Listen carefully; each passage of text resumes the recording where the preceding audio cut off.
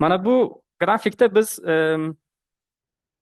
bozorning 3ta siklini ko'ramiz. Bozor 3ta sikldan iborat.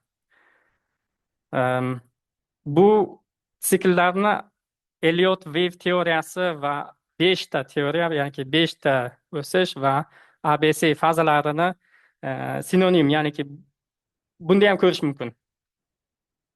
Buni endi hozir biz oson tushunishimiz bu 3ta sikl, ya'ni birinchi o'sish, ikkinchi va uchinchi. Bu Elliott Wave teoriyasiga to'g'ri keladi. Nega deganda, mana 1, 2, 3, 4, 5. 5ta impulsiv harakat. Pastga impulsiv, tepaga impulsiv harakat. Va bu uptrendda ko'tarilish bosqichida mark up deymiz.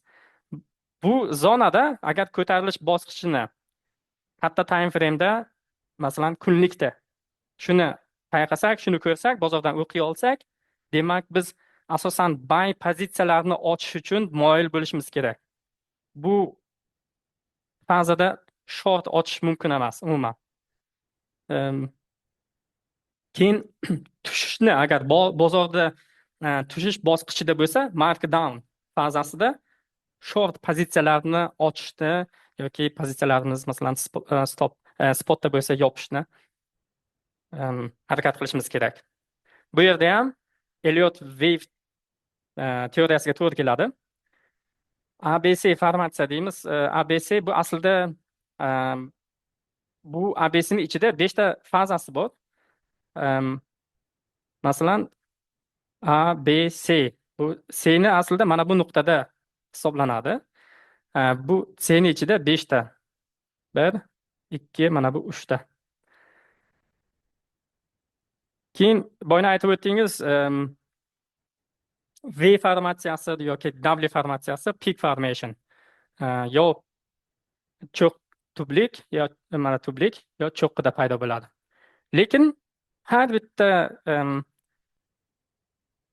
siklda, har bitta masalan siklda tugashi level.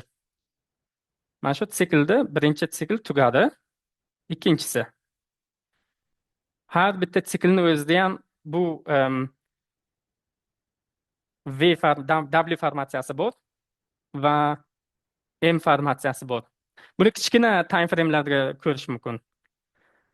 Lekin biz boshida bozorga kirishimizdan oldin, masalan kunlikda ko'rib o'tamiz. Mana shu V formatsiya birinchi ko'tarilish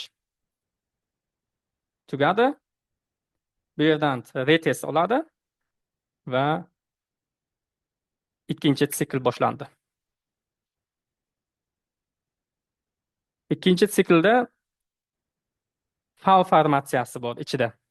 Mana bu yerda FAL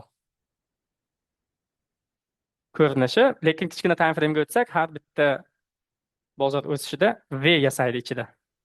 Ya'niki ichida deganim bu kunlikdagi time frame, 4 soatlikka o'tsangiz V yasaydi yoki 1 soatlikka o'tsangiz mana shu yerda V yasaydi. Tushayotgan bozorda ham markdown shuni o'zi. Kichkina time frame'larda yo konsolidatsiya, ya'ni range'da turadi, yoki kichkina M yasaydi va konsolidatsiyani buzsa, pastga tez tushib ketadi.